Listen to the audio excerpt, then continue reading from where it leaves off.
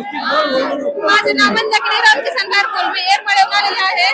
तर आमच्या ह्या सरकारला, माय बापाला सरकारला अनेक विनंती आहे की आमच्या दादांना उपोषण करायची वेळ येऊ देऊ नये आणि आमच्या हक्काचं आरक्षण आम्हाला द्यावं. आम्ही कुणाच्या ताटातलं घेत नाही. आमच्या हक्काचं आरक्षण आहे, आम्हाला तिथे मिळालं पाहिजे.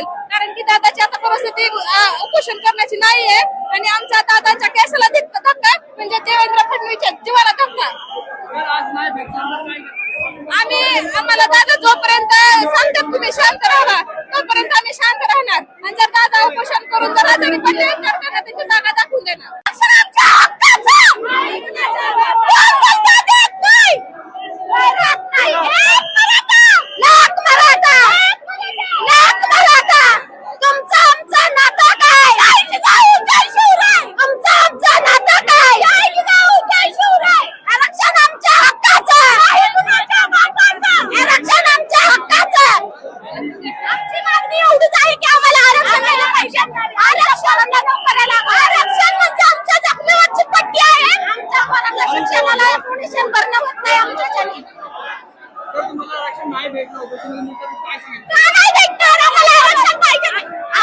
आमच्या मुलाच्या शिक्षणासाठी आम्हाला आरक्षण पाहिजे आणि आमची मुलं नोकरीला लागावे.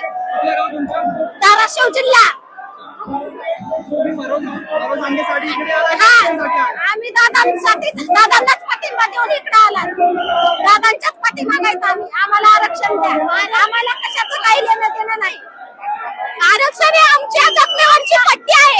सरकारने ती पट्टी आरक्षणाची हक्क आहे ती आम्ही हक्क माहिती. आम्हाला आरक्षण हक्क आहे आमचा, ती हक्क द्या. बाकी काय नाही पाहिजे आम्हाला.